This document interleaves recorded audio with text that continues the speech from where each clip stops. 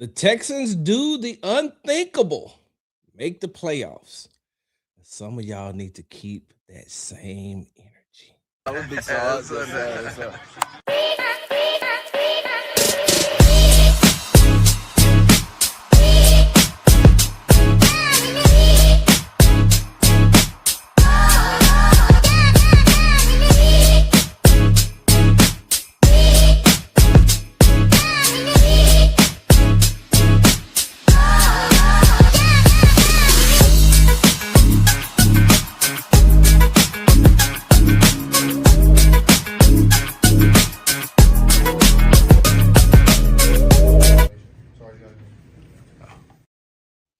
Hey, what's going on, y'all? You tuned to Sports Talk with Big Sarge. I'm your host, Big Sarge. Make sure you follow me on the app formerly known as Twitter and Big Sarge Sports, the Z at the end. Follow me on the Tick and the Talk at Big Sarge Media. Make sure you follow me on Instagram at Big Sarge Sports with the Z at the end. Because you know we do everything for the gram. And make sure you're subscribed to my YouTube channel, Big Sarge Media and Texans Tailgate Talk. Oh, and read all my articles on www.bigsarge.com. Man, what's going on, y'all? It's been a minute. Y'all ain't here to hear all that, though. I already know what y'all here to hear. And listen, before we even get started, right? Before we even get started,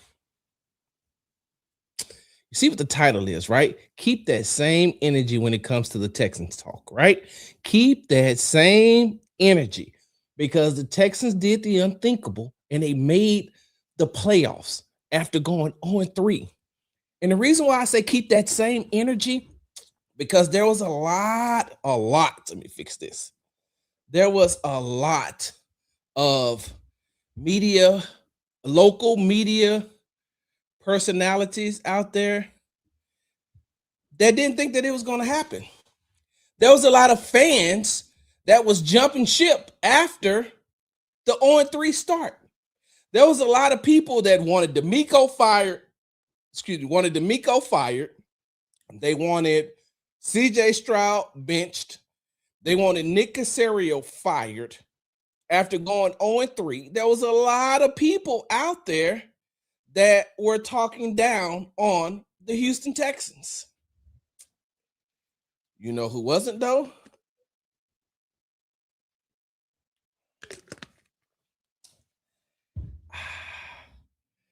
Big Sarge. Hey, y'all hold on for 1 second. I tell y'all right now, hey, you Russian bots that like to pop up on my stuff, hey, I'm just going to go ahead and delete. Ban and delete. Ban and delete. But, hey, that was one person, right? That was one person who didn't. Y'all give me a second because I remember that person. Hold on. I meant to pull up his video. Yeah, I meant to pull up the video of that person. Y'all give me a second. Yeah, here we go. So I'm going to share my screen with you all that's watching me. No, that ain't what I'm looking for. Hey, y'all hold on for a second. I've got to do this. And I'm sorry, y'all. I hope in 2026 I can find somebody to help me get through all of these things because there's just too much going on when it comes to these Russian bots. All right, so I'm going to share my screen and I'm going to let me go ahead and set this thing up.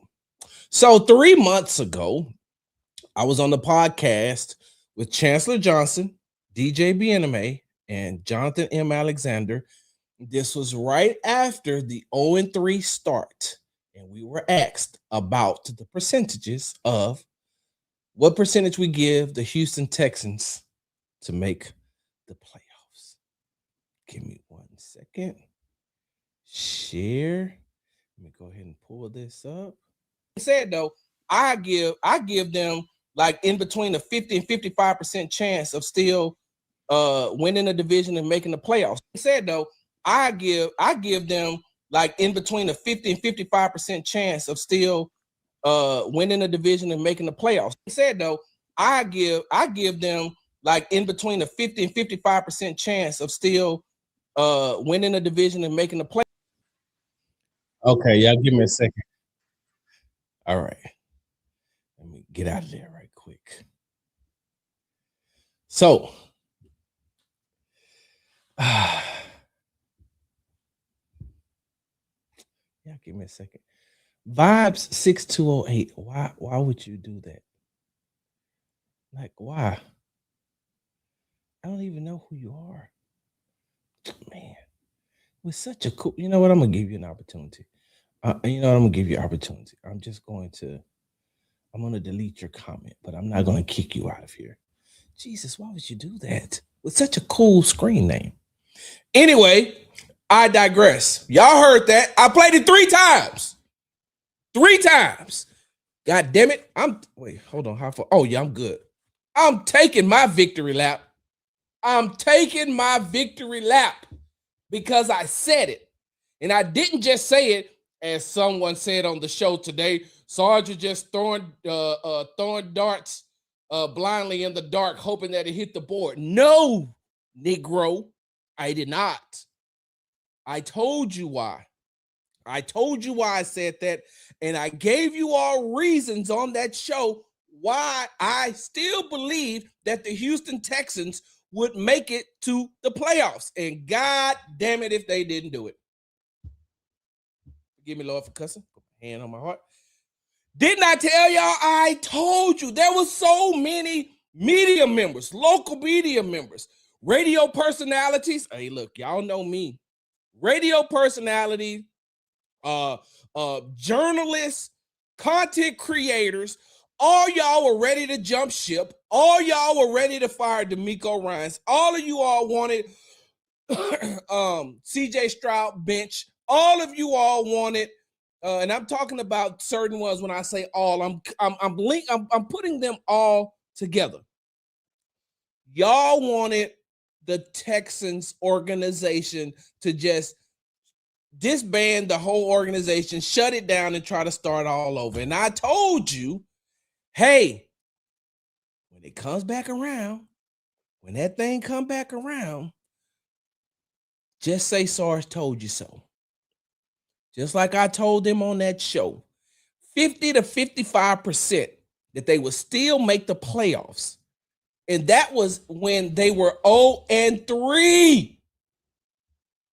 And they still made it.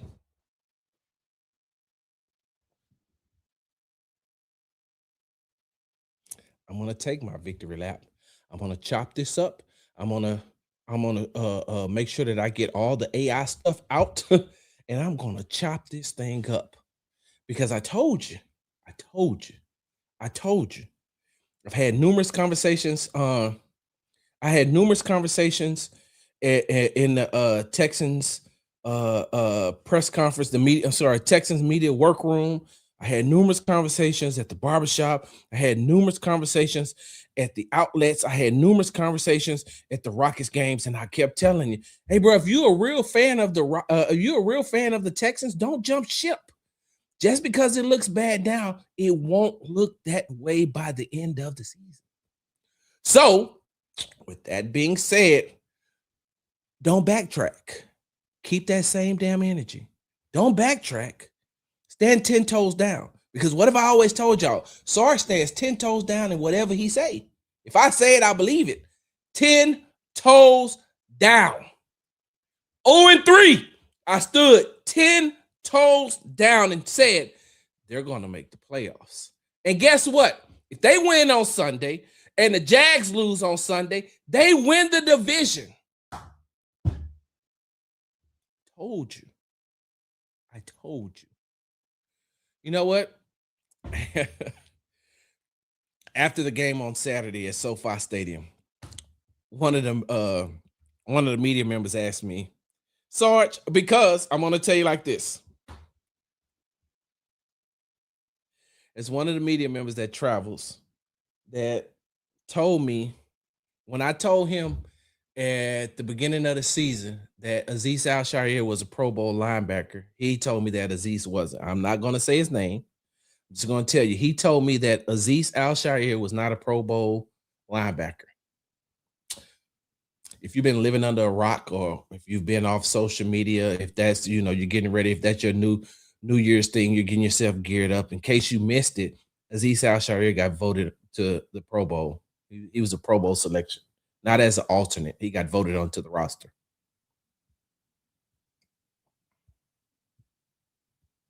I let him know that on Saturday.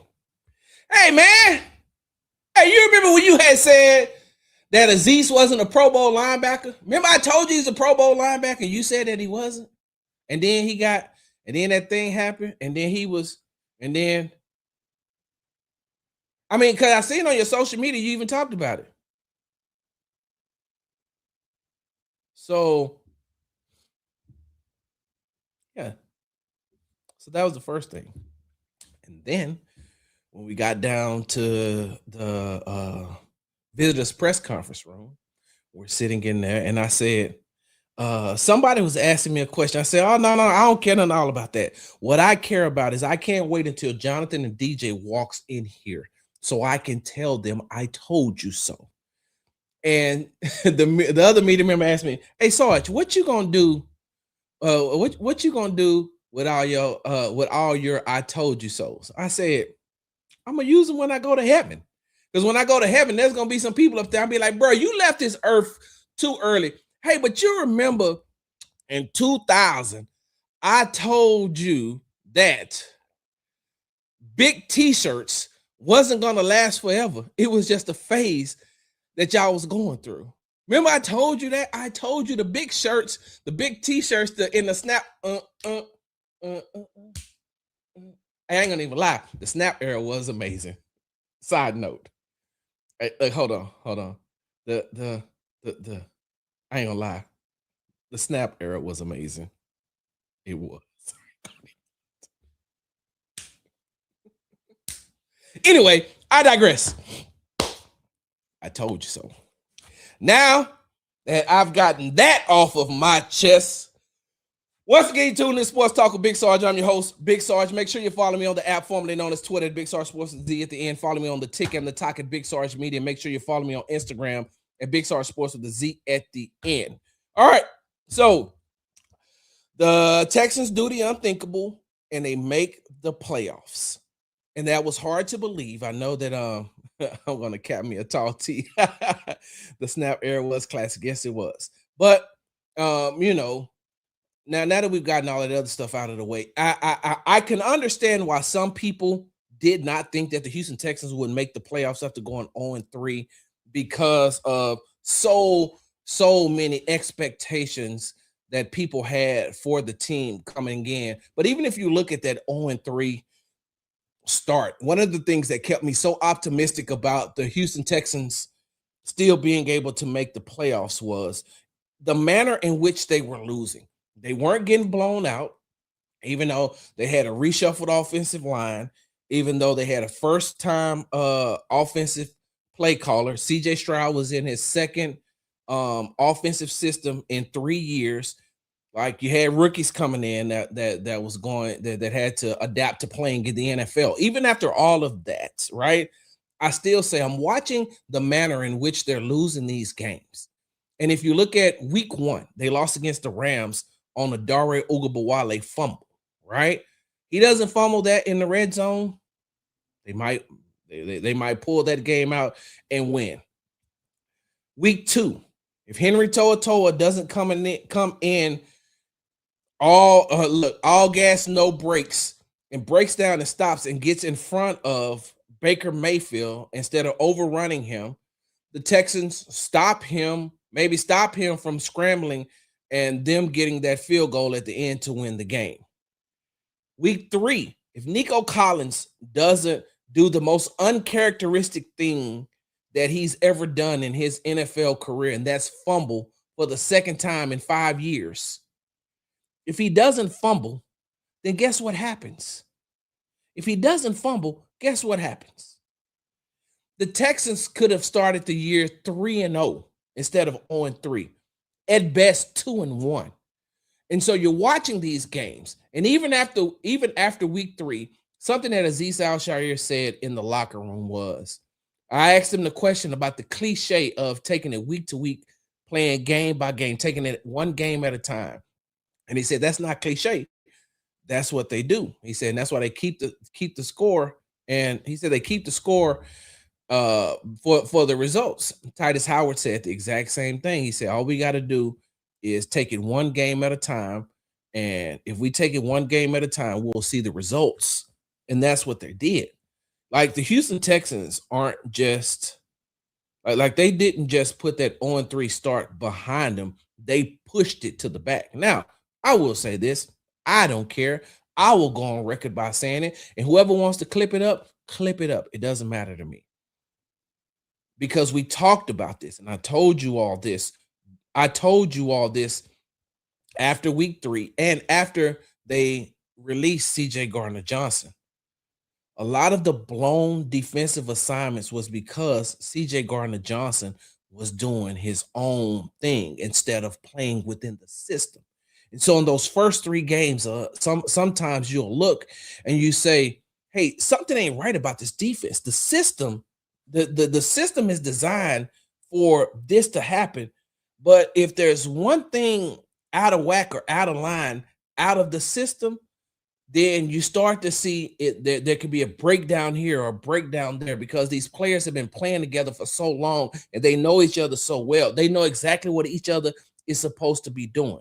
And so if everybody's supposed to be flowing to the left and then somebody flows right, now you're like, wait a minute, hold on, bro. We're all flowing to the left. We're all swarming to the left. And then you jump out to the right. Now all of a sudden, now everything starts to get out of whack because somebody has to take that position where you left it down. Everybody has to cover down.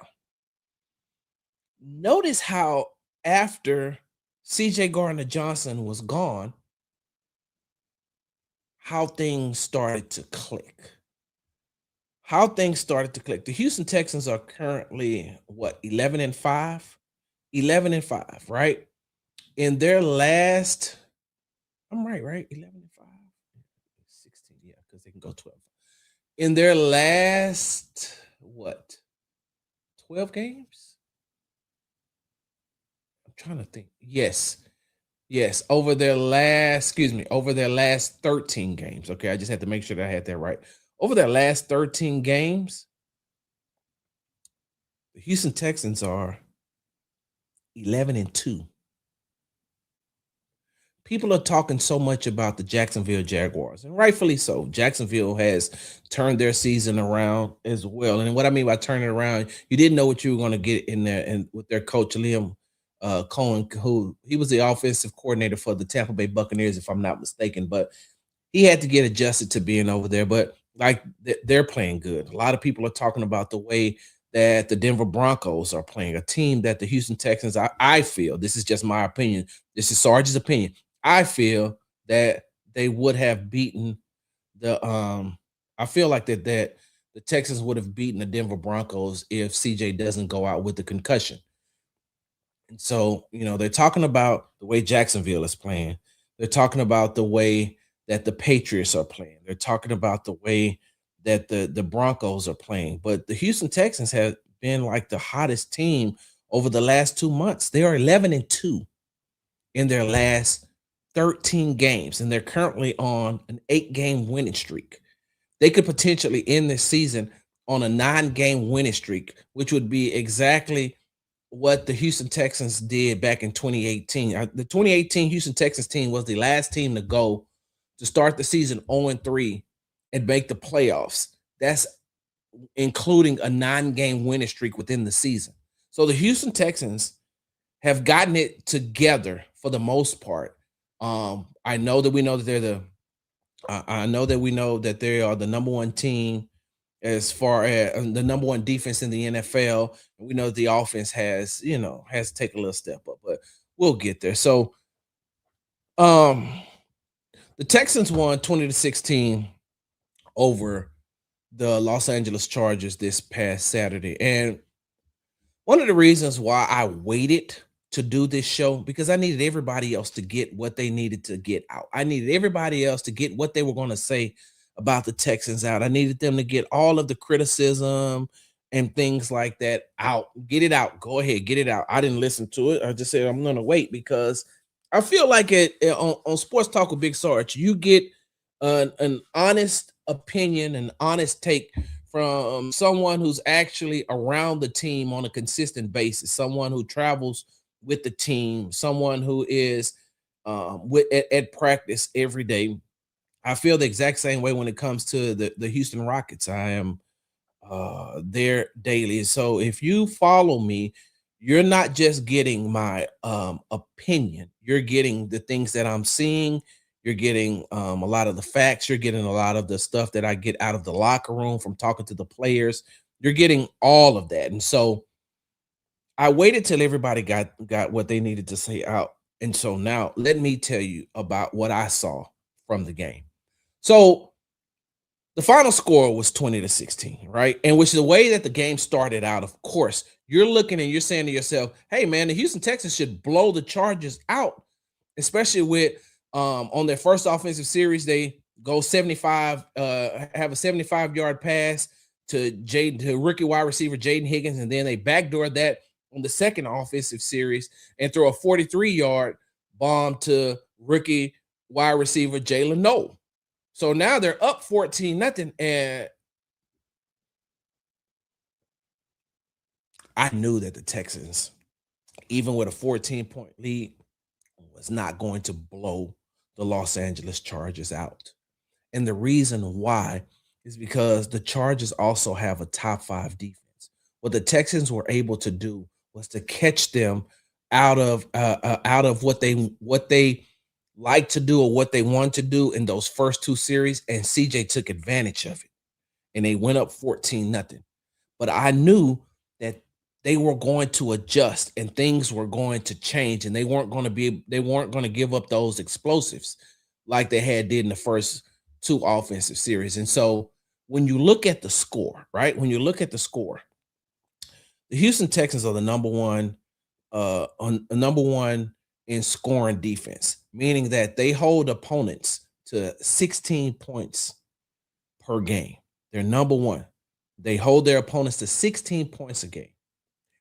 You know how many points the Chargers hold their opponents to? 20. Now, if the Texans hold their opponent to 16, and I know we're talking about a missed field goal, we're talking about a missed extra point. And side note, one of those scoring drives that the Chargers had was aided because the Texans defense had multiple penalties on that drive. They don't have multiple penalties on that drive. I don't know if the Chargers scored 10 points. They scored 10 points at best. But the Texans hold teams to 16 points. The Chargers scored 16 points. The Chargers hold teams to 20 points. The Texans scored 20 points. So even just by law of averages coming in, the Texans already had the advantage. And then they go up 14-0. So I tweeted this out during the game because I didn't see anybody else talking about it. And this is the advantage that I have from being at the game, watching the game, and seeing all the intricacies and the nuances of what's going on, right? And so what they started to do, and DJ Bieneme from ESPN made a great point today on the show. He said they started doing simulated pressures, and they were simulating the pressures, but they was also bringing the pressure. They were walking up the linebackers from their normal position, putting them closer to the line of scrimmage. And it's at one point they were even walking safety Derwin James down. What they did was exactly what Steve Spagnuolo, the defensive coordinator from the Kansas City Chiefs, did to the Houston Texans in the third quarter of the game that they played a couple of weeks ago. Bringing pressures, simulated pressures. It's one of those things that a first-year offensive coordinator is not used to.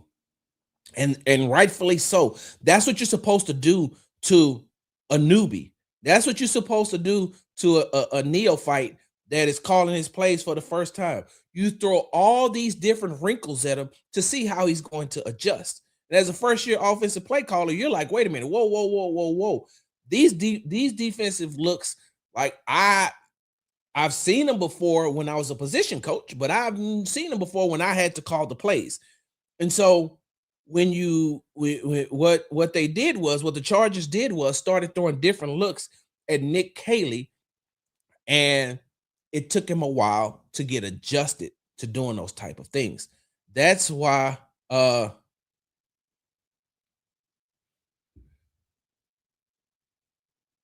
don't even know what that means. Y'all give me a second. Uh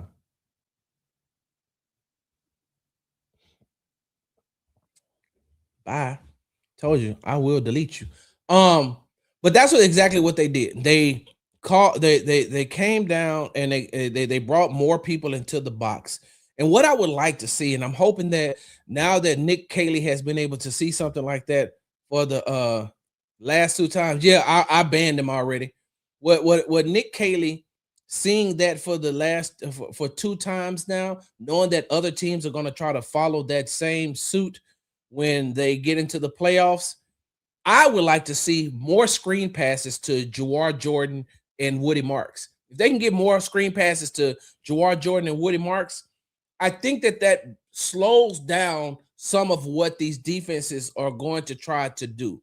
Also, during that game, you got two players in Blake Fisher and Jared Patterson who hasn't played starter minutes like that in a very long time. And so they're protecting CJ's blind side because Ariante Ursary, the rookie left tackle, was out with the hand injury, and then Trent Brown was out, right tackle, with a knee and an ankle injury. So Titus Howard had to move from left guard to right tackle. Jared Patterson went to left guard, and Blake Fisher played left tackle. And they did not do a bad job because they didn't allow any sacks, right? They didn't allow any sacks, but they allowed a lot of pressure and a lot of stuff being around CJ. And so, CJ got, I like the fact that CJ was able to get rid of the ball. I would have liked to see CJ make some better passes. Like, CJ didn't play a completely clean game, but he didn't play a completely bad one, not to me.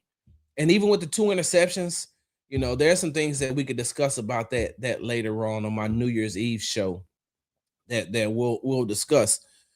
But I like the fact that the Houston Texans offense, did just enough to be able to win that game. And what CJ said in the press conference was, what CJ said in the press conference was, this league is a lot of one score games being played. A lot of games are being won by one score. And I mean, you look at the Colts game this past, Colts versus excuse me, the Jags this past week. You look at Buffalo versus the Eagles, one score. You look at the Browns versus the Steelers, one score. So there's a lot of one score games that goes on. A lot of one score games that go on in the league, and so for them to be able to get that type of victory against the Chargers on Saturday was really good. And so the defense balled out. The defense balled out. And let me say this. The one thing that has happened ever since the Houston Texans hired DeMeco Ryans is he brought a different type of mindset. He brought a different type of mentality to that locker room and that organization as a whole, but definitely that locker room. And so when you see Azeez Al-Shaair go down, when you see Derek Stingley go down, when you see Kamari Lassiter go down, Kamari Lassiter, who told DeMeco, hey, I'm not missing this game. He went down in the second quarter, missed the rest of the half. By the beginning of the third quarter, he was back in the game. So he said, Coach, I'm not missing this game. Like, not this one. I'm not. And DeMeco said that one of the reasons why he loves his team because everybody knew what was at stake, and they played through that. Like Derek Stingley Jr. has been playing. Derek Stingley Jr. has been playing with an oblique injury for a very long time. Kamari's been playing with a foot injury. That isn't what took him out of the game. Petrie rolled up on him and it messed up his knee. Um, when you look at Aziz, he had a stinger, if I'm not mistaken. But anyway, these players was like, I'm not coming out of this game. And after the game in the locker room, I was asking, I asked Will Anderson, I asked Daniil Hunter, I asked these players about just their teammates being able to push through those injuries and stay on the field for their teammates to fight for their brothers. And all of them said the same thing. It's like, yo, we knew what was at stake. Side note, hey man, I know he gets a lot of flack, and I know one of the reasons why he did not make the Pro Bowl because he didn't play a definitive position on the offensive line. But Titus Howard is balling. Titus Howard is balling. Titus Howard should have been selected to the Pro Bowl, in my opinion, only because of his versatility. Only because of his versatility and the way that he's able to play multiple positions on the line at any given time. And with him being able to play any position like that at any given time, like I don't know if they take that into consideration. Don't get me wrong. There's a lot there. Look, there's a lot of good offensive linemen in this league. But I just feel like Titus should have got some type of consideration, seeing what he has done, being able to move up and down the line. So Houston Texans, they got one more game, one more regular season game against the Colts. I asked D'Amico Ryans on Monday, is he going to play the starters? He said, yeah, I'm going to play the starters because we still got a lot to play for, right? We still got a lot to play for, and the division is still in play. This is 2023 all over again. This is 2023 all over again. You remember week 18, the Houston Texans went to Indianapolis and they had to beat the Colts in a win or go home game. They won that game on Saturday night, and then they went back and they watched on Sunday the Jacksonville Jaguars, who were in control of the AFC South, lose to the Tennessee Titans 28-20, and they missed the whole playoffs. And so they're playing for something, and it's crazy because they're playing at the same time. They're playing at the same time. Hold on for a second. Chat. I mean, they're saying, Sarge, would you say Herbert had a better game, but CJ made more plays? No. Nah, I wouldn't. And the reason why I wouldn't is because, like, outside of that play where Herbert got hit and still stayed up and would continue to get, more yardage, what did he do? If you give Herbert that play, right? You give Herbert that play, then you got to give CJ his props for the first two offensive series where he hit players in stride. I don't know. I will not say that Herbert had a better game than CJ. I can't. Why is it like an Instagram live? That's because I go live and this is what I do, because I like to interact with the people who are watching me live. So we're going to get to the comments. Y'all know I'm going to come back in the chat in just a second. Let me see what time it is because I got to pick my wife up from work. I'll get back in the chat in just a second. But the Houston Texans and the Jacksonville Jaguars play at the exact same time. So I'm wondering, is D'Amico going to be scoreboard watching that game? Because I feel like if it gets to a point where it looks like Jacksonville is just going to run away with the game, I'm pretty sure he'll start resting some of his starters, knowing that the only thing he needs to do is win the game and they'll have the 5th seed. But if there's still something to play for, those players are going to play for it. They're gonna play for it.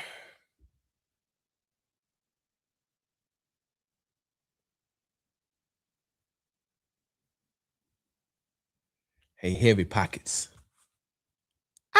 You see that? About to be 54. About to be 54. Still got a hairline. Still got a little gray, but you see that good hair. Hey, heavy pockets. That's for you, my guy. And now you got to get your ass about my chat. Goodbye. I don't know why these people don't believe that I'll put them up out my chat. I will ban you. I digress. So another thing that I want to touch on before I got off of here is this. With the criticism that that a lot of people, with the criticism that a lot of people gave the Houston Texans by only beating the Chargers 20-16, y'all do realize that the Chargers are 11. They won 11 games this year. The Chargers has won 11 games. The Chargers are going to the playoffs. They've already clinched a playoff spot. 11 wins, going to the playoffs. They got the 4th ranked defense in yards per game. They only allow 20.1 points. They give up 288 yards. They only give up 288 yards per game to their offensive opponent, and the Houston Texans got 362.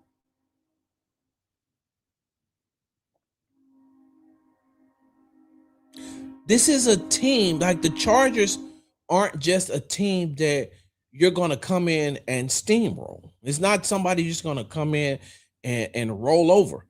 I put out the majority of the content leading up to the game where I asked multiple players and I asked Coach D'Amico Ryans about the playoff-like atmosphere. I think I even talked to him about it after the game, but it was a playoff-like atmosphere. Like, that's exactly what it was. It was a playoff-like atmosphere going into SoFi Stadium because the Chargers were trying to keep themselves in contention to win the AFC West.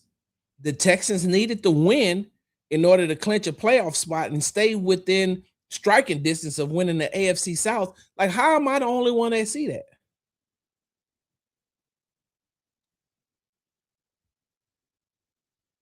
Yeah. I wish that the Texans, a lot of people wish that the Texans would have. Of course. Hell, the Texans wish that they would have. They wish they would have blew them out. But they stayed right there. Give me a second. Big fan of yours, Sarge. I know you're cool with CJ Stroud, mom, so I don't want to get you into any drama. Appreciate that. Thank you, St. Louis Rebel 2844. We have to be real. CJ Stroud needs to play better if we're going to the Super Bowl. Okay.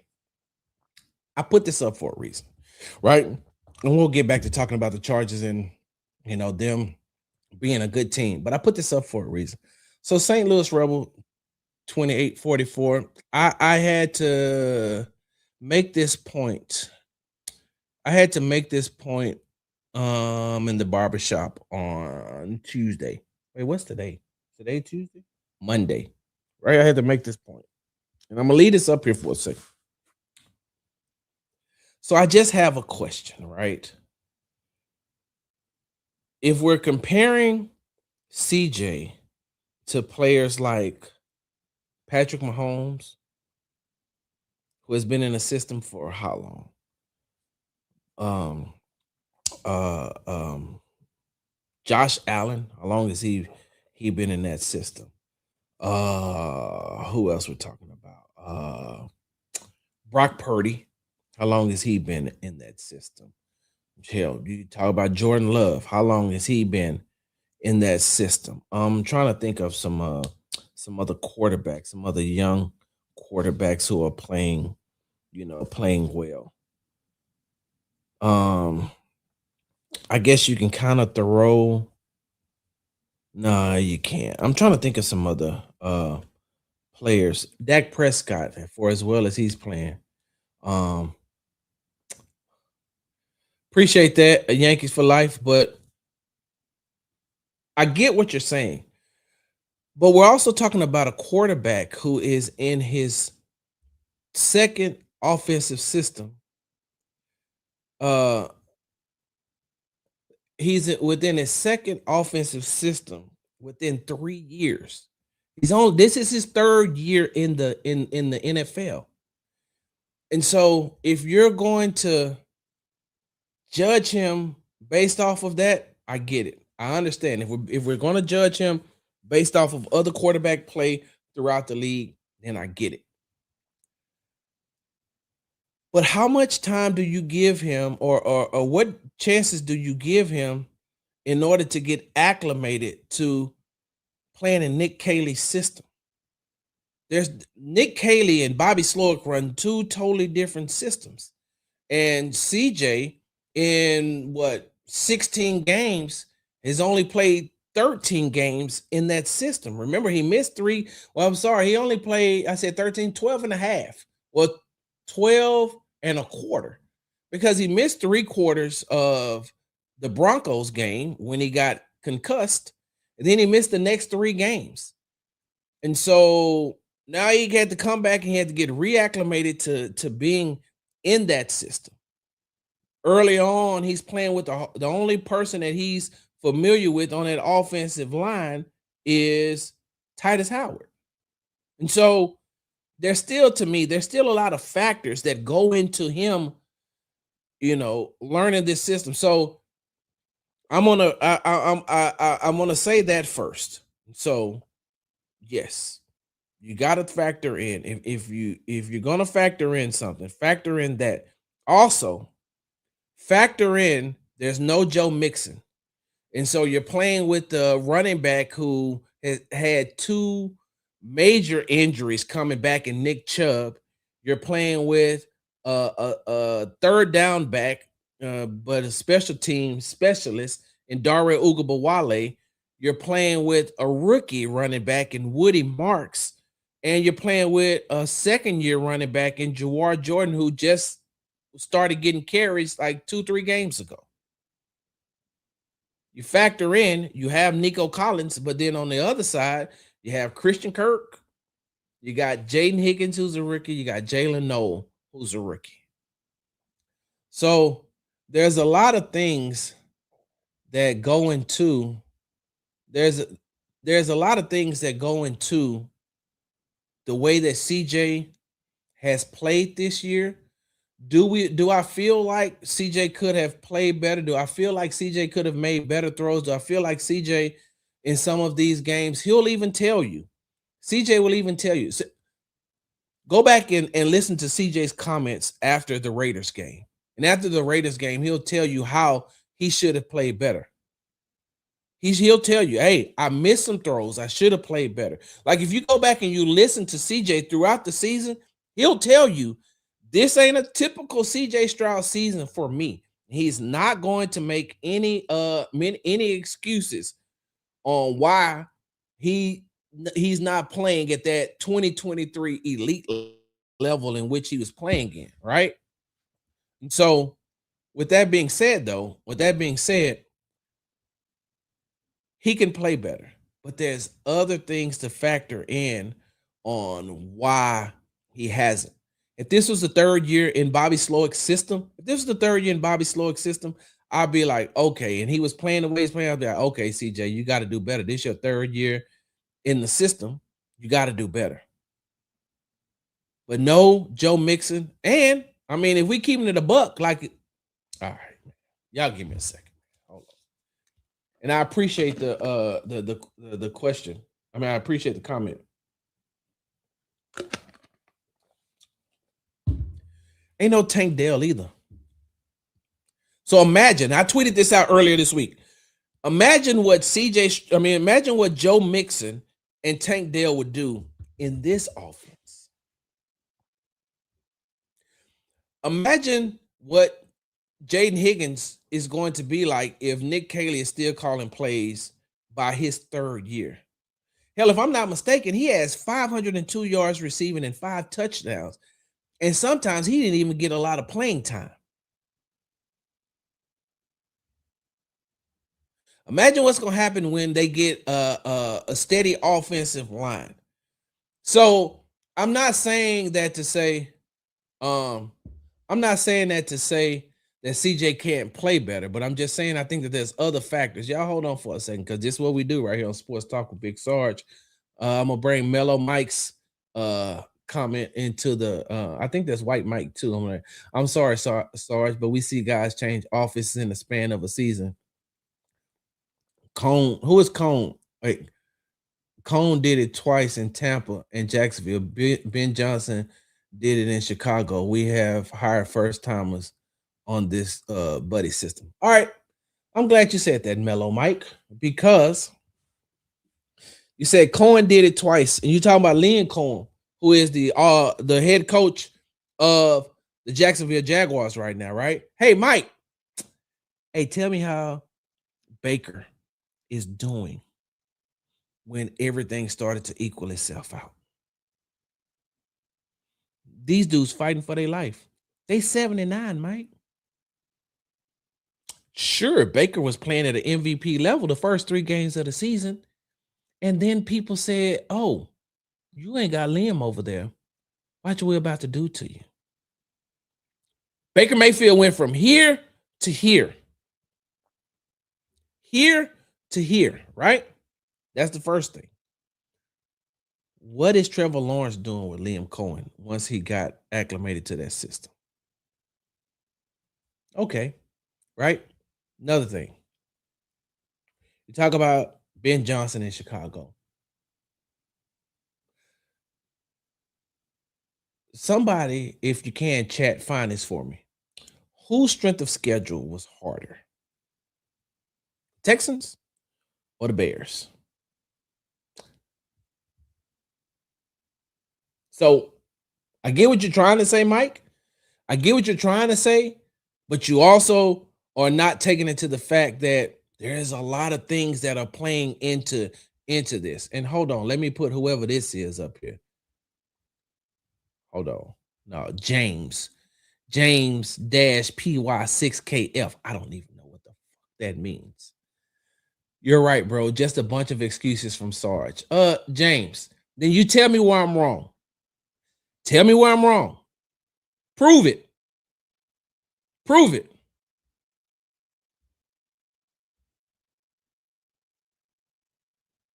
I did notice the hammer feed. Tell me where I'm wrong. Mike, tell me where I'm wrong. Just tell me if, hey, look, I definitely will have this conversation with you. I definitely will have this conversation with you. I'll have this conversation with anyone. Because if you're watching, then you know. There was a lot of times where CJ would drop back and he's saying he's looking and he's scanning the field. He's getting the time, he's scanning the field. And then he was like, hey, something ain't right. Something ain't right. You know what Nick Caley would come back and say? That's on me. In these instances, in some of these instances, I should have called a better play. And so what CJ is dropping back in and looking and anticipating is not exactly what's going on in the play. Also, Mike and James 60F4 of 138, 2200, 1 million of a billion second. I don't know who you are. I got another question. So what happens when these teams start to bracket Nico? When they start taking Nico out of the game, at some point in the time of this season, Nico was even being triple teamed by the cornerback, the safety, and the defensive end. The defensive end was dropping into coverage. The cornerback was here. The safety was playing over top. So now who you're depending on? You think Christian Kirk is going to get it done? Why do you think Dalton Schultz is having such a great season? Because he's the only other wide receiver that is like really getting open, and that's no knock at Higgins. I just told you he has 500 yards receiving, which is really good for a rookie, and 5 touchdowns. But he's still getting acclimated to playing. Noel still getting acclimated to playing. Christian Kirk went down twice with hamstring injuries. Hutch is still learning. Exactly. Expect that and go to your short game. And that's exactly what he was not doing, Eddie. That's what I didn't understand. That's exactly what I did not understand. So, as I digress, right? As I digress, Texans beat a good Chargers team. They beat a very good hold on. Thank you, Paul Axel at New Home Sales. Thank you, thank you, thank you. Hey man, if you send me your stuff, I'll advertise for you for free for the first 3 months of 2026. Just send me your stuff. Just send it to me. And tell me, give me the particulars. I'll make sure that I mention you on numerous occasions. Yes, exactly. As fans, we're just impatient. Exactly.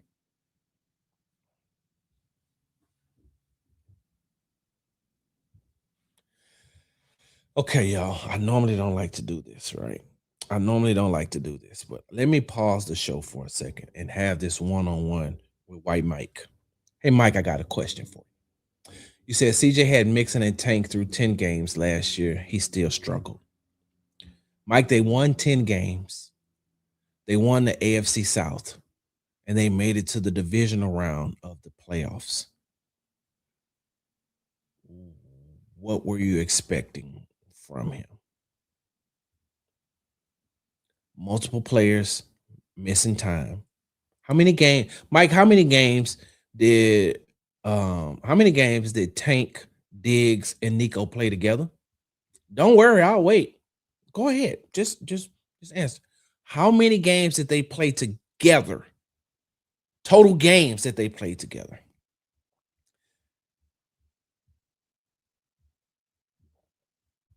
Because Diggs was hurt, Nico was hurt, and Tank was hurt. So now, if he has all the complimentary receivers, and see, y'all think I be making excuses, but I be trying to talk some damn logic to y'all, and y'all don't want to listen. I be trying to talk logic to some of you all, and you don't want to hear me because you've already fixated in your mind what you want to say. And this ain't no shot at you, Mike, but come on, bro. Like, I understand if you just want to talk down on CJ, cool. That's cool. I'm not saying that CJ hasn't struggled over the last 2 seasons compared. And when we're saying that he's struggling because we keep comparing him to his rookie season. Mike, let me ask a question. What is CJ's record his first 3 years in the NFL? They went 10-7, 10-7. So that's 20-14. They're currently at 11-5. So that's 31-19. And if he wins this week, 32-19 in his first 3 seasons, could potentially be the AFC South champ 3 years in a row, has made the playoffs 3 years in a row. We're talking about a quarterback. Mike, we don't even evaluate quarterbacks to after year 3. Well, at least I don't. I don't evaluate quarterbacks to after year 3. I just got to telling my guy Will Guillory over at the Athletic New York Times, who covers the Rockets and the Pelicans. He's a huge New Orleans Saints fan. He was talking about his quarterback, and I was like, "Hey, look, y'all look like y'all got a good one, but let's have this conversation after year 3, because your rookie season, you come in and nobody knows what to expect from you except what they seen from you on film from college. So you can get away with a lot of stuff. Your second year, when you go through your sophomore year, now these defensive coordinators have on tape what they need or what they're looking for to make the necessary adjustments. Then in year 3, you've got your rookie season under your belt, you got your adversity year under your belt. How are you going to look afterwards? Mike, in year 3, he has still put his team in position in the postseason. Even if they get in as a wild card, they're still in position. So I don't know what you're expecting. Like, tell me what, Mike, because I got a lot of respect for you. I got a lot of respect for you. Just tell me what you were expecting, and how didn't CJ live up to it? I'm asking. I'm not making no excuses, because I've said this, and this is the part that always gets lost. I've said on numerous occasions, "Hey man, CJ ain't playing well in certain games. He hasn't played well." That's self-admitted. He said that himself. So I don't understand. I don't I don't get it. I don't understand. Anyway, I digress. You know what I looked up to? And the Texans have outscored the Chargers in the last two games 52-28. In their last two games, they've outscored them 52-28.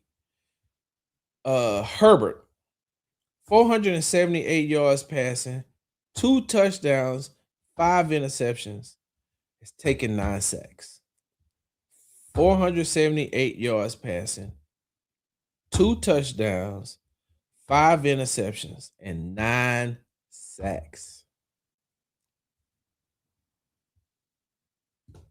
Now, before I end this show, because I waited and I waited and I got everything out of the way.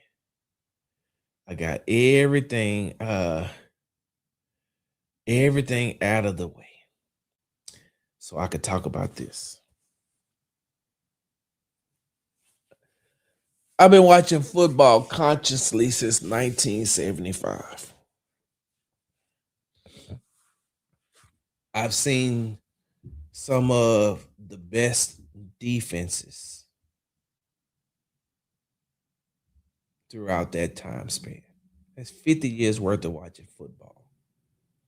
I've watched some very, very, very dominating defense. I think I watched the Steel Curtain. Did I watch the Purple People Eaters? I gotta go back and think. I think so. But I watched the Steel Curtain. I watched the 85 Bears. I watched that Ravens defense, that goodness gracious alive. At some point, I thought that some of these dudes were going to have to be carted out on the field. But I've watched the Doomsday defense. I watched that Cowboys defense that had that great 3-year run. The Cowboys defense had a great 3-year run. Like I said, I watched the Steel Curtain. I've watched the Ravens. I watched the 85 Bears. I've watched the Legion of Boom in Seattle. I have seen some very, very, very good defenses. Right? I've seen some very, very, very good defenses. Man, this Texans defense this year has to rank right up there. Like it got to rank right up there with some of these defenses. And you could see it coming together last season, but this year, like that defense is playing lights out. I think they're going to have at least two all pro selections. We've seen how many players made the Pro Bowl, selected to the Pro Bowl last week. Two starters, Will Anderson Jr. and Derek Stingley. And then Aziz made it to the roster.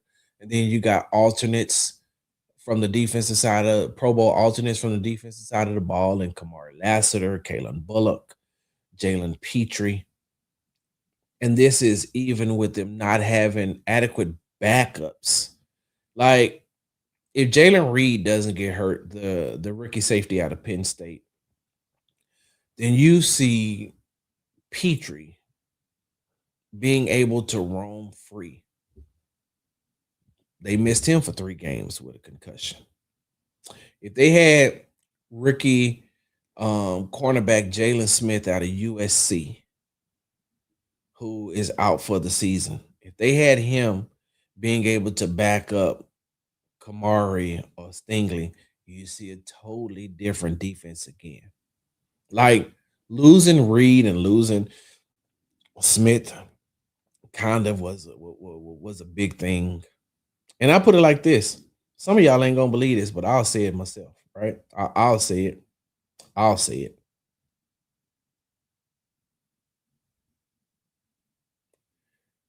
If Jalen Reed doesn't start the year off injured, if Jalen Reed doesn't get injured in the preseason, they might have cut ties with CJ Gardner Johnson early on.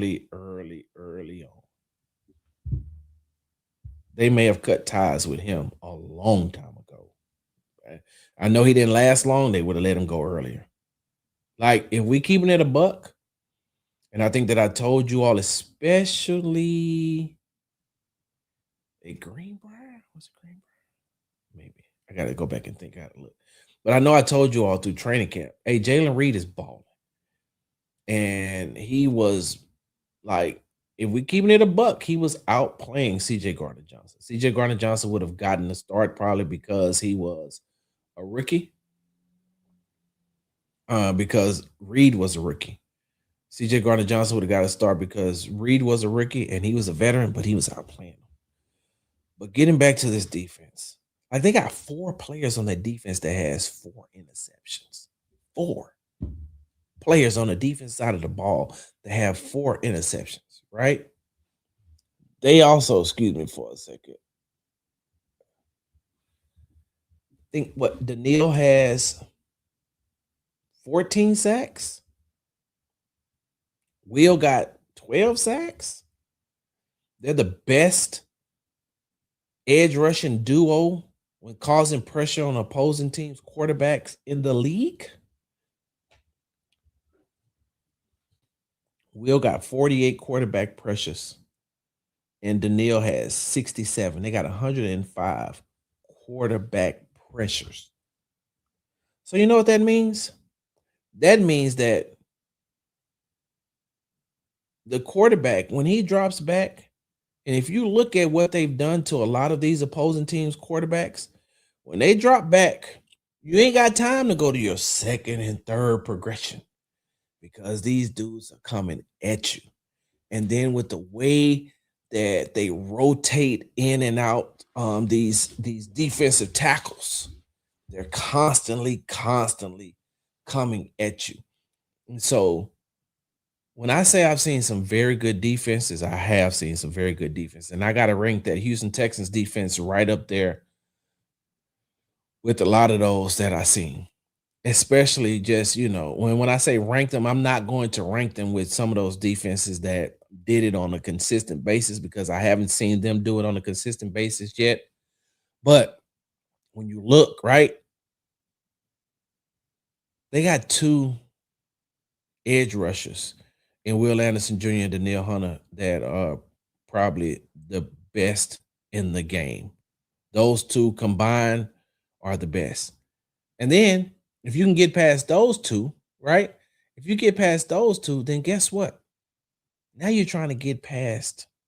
Now you're trying to get past all pro cornerback Derek Stingley Jr.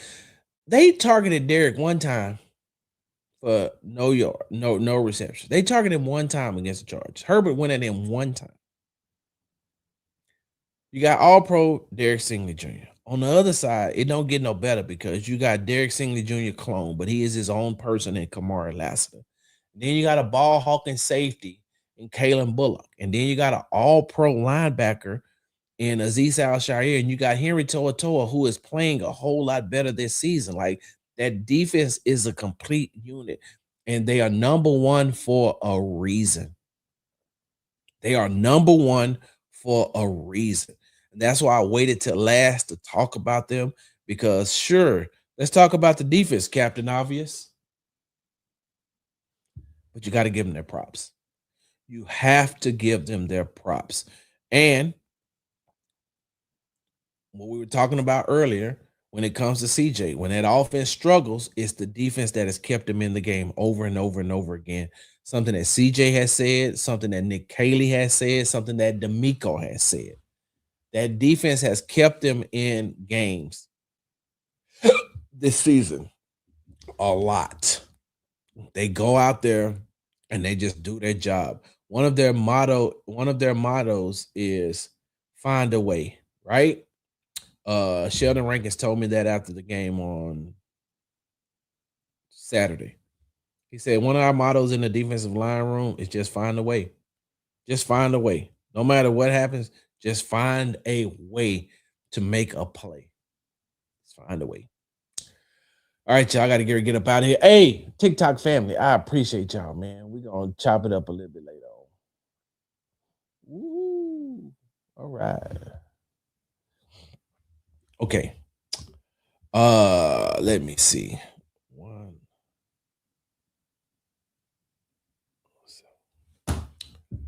Y'all give me a second. All right. You've been tuning into Sports Talk with Big Sarge. I'm your host, Big Sarge. Make sure you follow me on the app formerly known as Twitter at Big Sarge Sports, the Z at the end. Follow me on the Tick and the Talk at Big Sarge Media. Make sure you're following me on Instagram at Big Sarge Sports, the Z at the end. As you know, we do everything for the gram. Make sure you're subscribed to Big Sarge Media and Texas Tailgate Talk on YouTube. Big Sarge, I'm out. Okay, so now that I've ended the show, let me get back into these comments before I leave. Oh boy, y'all have really been on it today, and I appreciate it. Ashley Knuckles, what's going on? Matthew says, I wasn't jumping ship, but I was holding on to the rail, and I admit I trusted Miko and Stroud, but I had questions about Casario. I'm still cautiously optimistic, but we are in this. Appreciate that. Ashley Knuckles, what's going on? Front runner, what's going on? Queena, what's going on? Texans Tangent, what's up, Grizz? I don't. Hold on.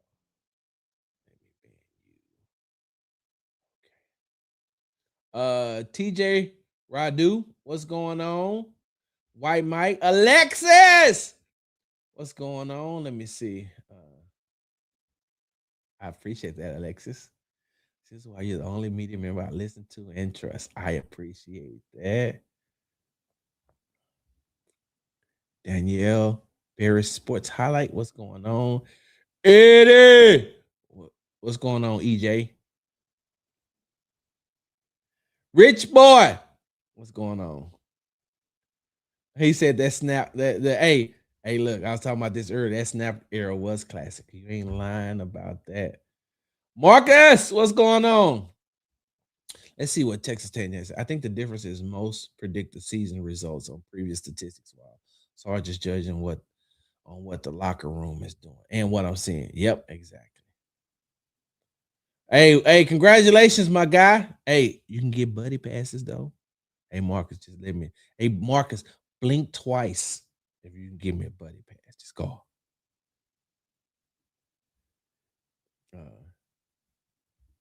I remember I was first to say earlier this season that Mixon would not be on the field for Houston again and would never play again for this organization. Sheesh.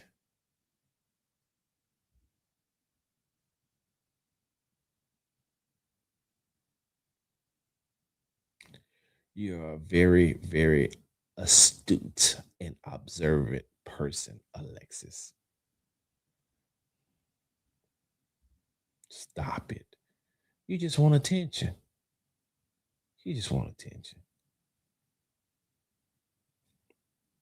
How you hating from outside the club? You can't even get in. Leg out.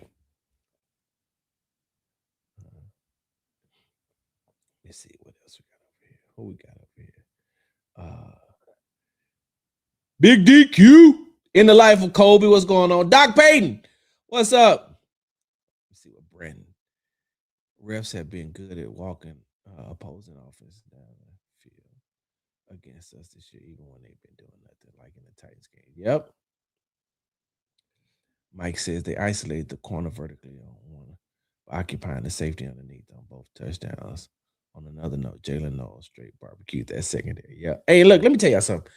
I can talk to Mike like this because me and Mike have a relationship. So I don't want y'all to think um, that I don't, that I'm going at Mike. Me and Mike have this relationship. That's why we can talk ball like this because he definitely knows football. Eddie says, EJ says, so sorry, tell me this why is CJ throwing so many errant throws in coverage when there are so many safer chain moving passes he can make. Now, you want me to tell you, and I will tell you. That's an issue that he knows that he's having too. He knows that. He has said that on multiple occasions. He knows, hey man, I just got to make the safer play. He said, y'all remember he said that in a press conference. When did he say that? Sometimes I just got to take the check down, take the safer play. God dang it, which game did he say that in? I'm going to have to start writing stuff down next year. I remember he said that in the game. But yeah, he does. You're right. And I would like to see. Y'all know how we do it here. Y'all give me a second. Let me do something right quick, y'all. And then I really gotta get up out of here because I definitely gotta pick my wife up. And I don't want to be in that traffic. So, EJ, you're right. He does. You're right. Hold on. You're right. He does. What's up, Ty Eagles? Y'all give me a second.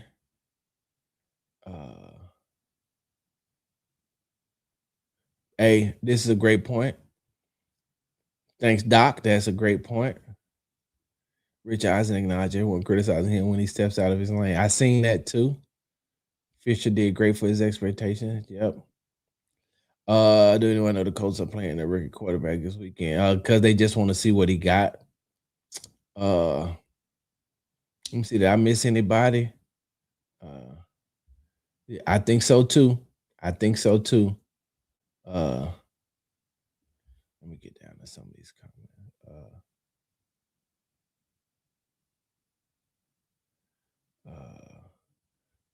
Vega. Let me see what Vega says. Office has to step up in the playoffs if AFC Championship or Super Bowl is the goal. Do you agree? Yes. I said that. I said that on the Texas cookout when they asked about the offense. I said they definitely have to step up. They at least have to play at a 6 or a 7. If they play at a 6 or a 7, the defense will win them that game. Yeah, Max Payne, I have no clue who you are.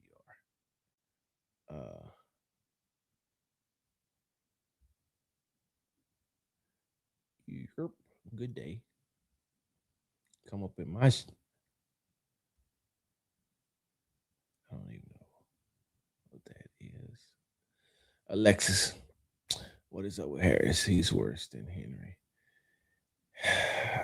They just don't trust him no more, Alexis. It's a trust thing. We gotta talk about that on New Year's Eve show. Front runner, you're right. He did. Let me see. Okay. All right. I think I've gotten to most people. Let me go ahead and do this right quick, y'all. Because I also want you to see something, right? Here goes Sarge making another excuse for CJ Stroud. All right, I don't care. All right, so you see this? This is CJ Stroud pass, short middle, 2nd and 10 from Houston 22. This is right after. This is the series that after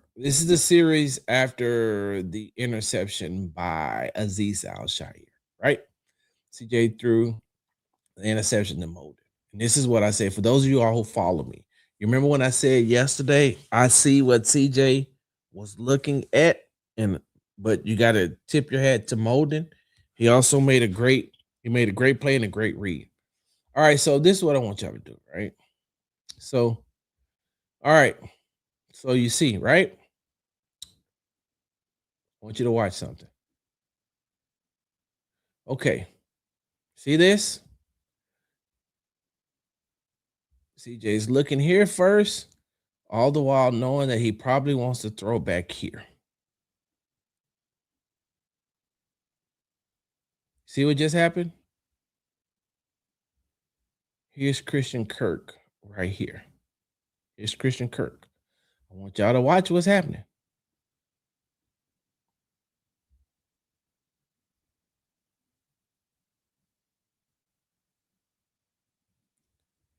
If he breaks this route off and runs here, CJ sees him. CJ is throwing to a spot. Watch. He rounds out the route and then tries to come back down. Well, CJ is throwing in anticipation for him to be, from what I can see, this is just me being Monday morning quarterback, okay? Looks like CJ wants to throw it to this spot right here, anticipating he's going to catch it. And if he catches, he keeps running. Especially with the safety coming down right here, you want to get here. You don't want to. CJ is already in his throwing motion. You see that. So I feel like the route should have been cut here, but he's still rounding it out and then trying to come back down. Like, why are you?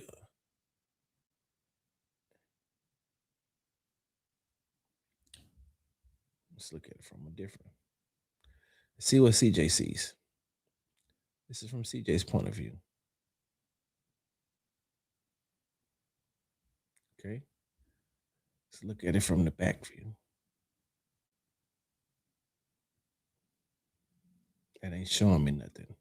The sideline view is the best view. So that's why I said I could see what CJ was trying to do. And I, just like I said in my tweet, I'm not taking anything away. Molden makes a great play. He makes a great break on the ball. He reads CJ, comes down, he beats Kirk to the spot. That's my issue. Is that why did he beat Kirk to the spot? Now, another thing that I want you all to pay attention to is why not throw here, CJ? Why not throw here? Because now you started off looking to your left, right? Everything is covered. You come back right.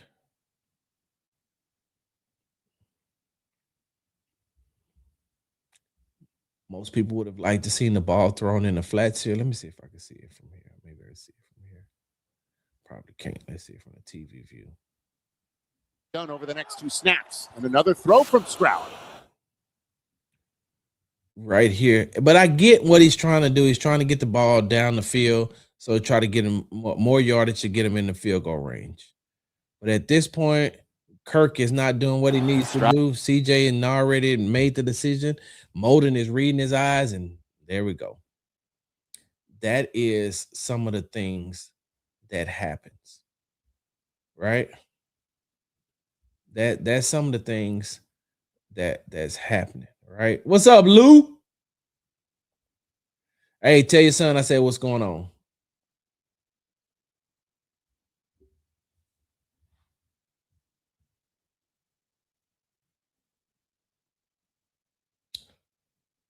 Who are you again? Don't worry about it. I got you. There you go. You had your 15 seconds. Bam. Good day. What did Mike say? What I miss? We also recognize CJ is dirting some of those balls, not just firing blanks. Yep. I guess my feeling is there's more meat on the bone with this offense. We have not seen its full potential. That is a great point, Mike. You're right.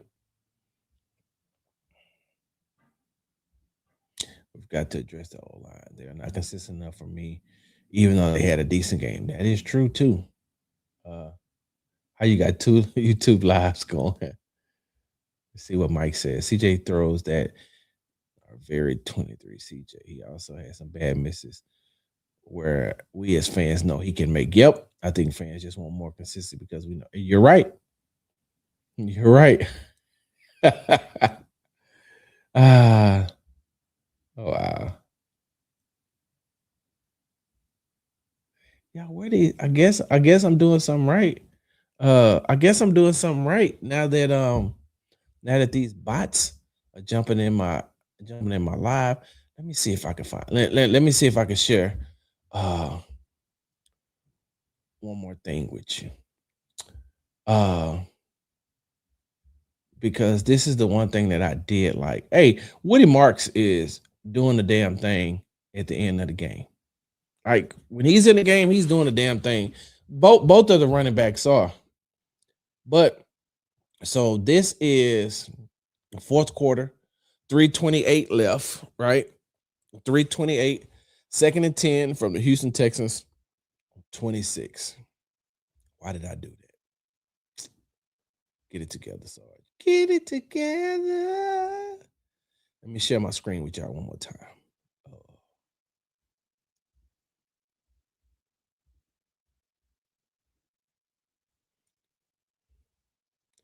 this is one of the things that I do like about CJ because you see this? This is a jumbo package, right? This is a jumbo package for the Texans, right? It's a jumbo package for the Texans. See how many people they didn't walk down in this box? You see that? That's damn near 9 people in the box, right? But now this is what happens when Nico gets one-on-one, you're not going to stop this. And this was great recognition by CJ right off the rip. Oh man, come on now. Don't do me like that.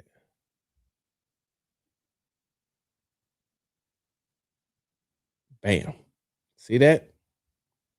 See if we can look at it from this way. Watch how Nico just come right in the picture.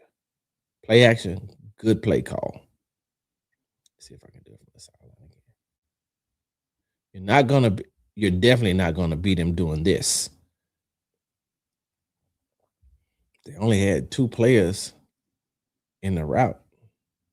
Ball is already out of his hand before even comes out of his route.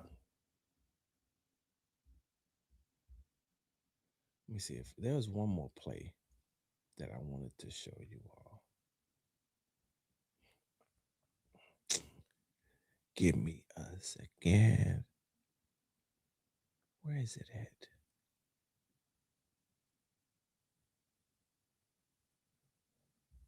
Is this it?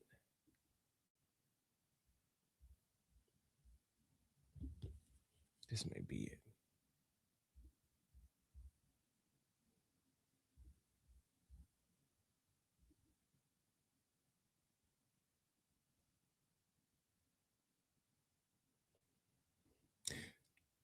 That was it.